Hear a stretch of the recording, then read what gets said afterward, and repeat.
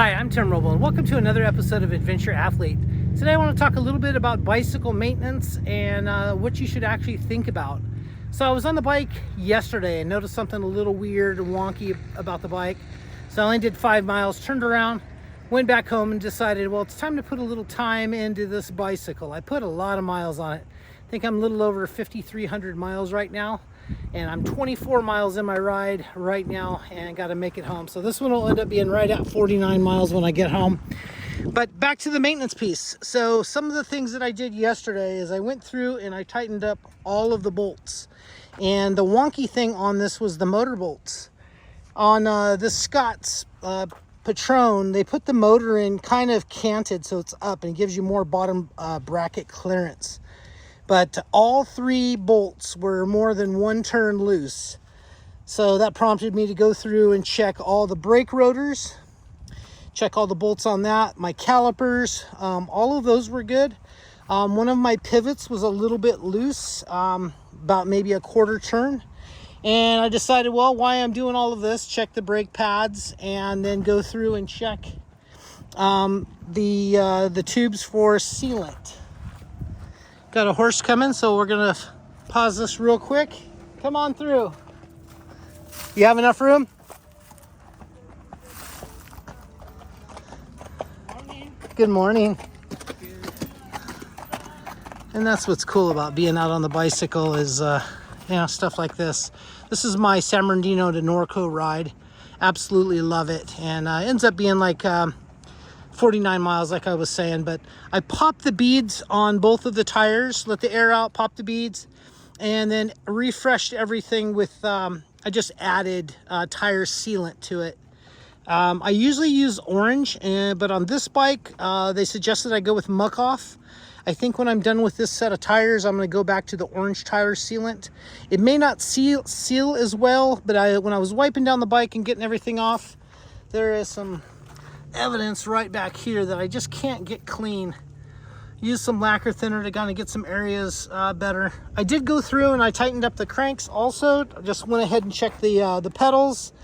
Also, this Scott's Fox seat mount actually gets a little loose. You can kind of see it's still, I think the bolts stretch, and that may not be as great of a design as I would like it to be, but the travel is nice on it, and the Kashima coat on it really works well for making it go up and down.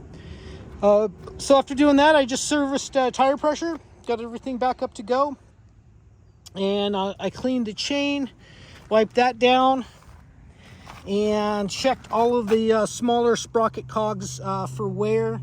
Everything looked good. I checked the hubs to make sure they weren't loose side to side. Sometimes that happens.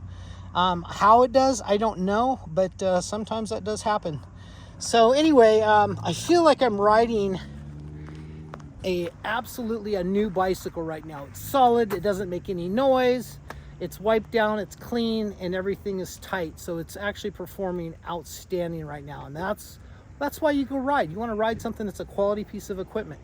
So as I get through my fabrication phase and more into my adventure athlete stuff, I want to make sure that I have time just to do regular services on stuff. And this was just kind of an eye-opener, because you could have something catastrophic when you're out doing jumps or something that could have been terrible for me and terrible for the bike. You know, loose mounts like that could start wearing on this carbon fiber frame and take that out, where I'd have to buy a new front triangle to mount the motor back in. So food for thought, my lessons learned. Why I'm thinking about it also, I lubed the chain, and when I lube a chain, I lube it up at the front sprocket, because in my experience in the past, no matter what I do in the back, I bought a guard that you put on there. Somehow I always get something on the rotor, and once again, that happened. So I got that on the rotor this little bit, and you can just tell the brake is not there. For me, a good back brake should be 1 finger, and you should be sitting on the seat and be able to lock up the rear tire. With that, this morning got on the bike, it wasn't all there, and I would have to unload a little bit to get it to start to lock.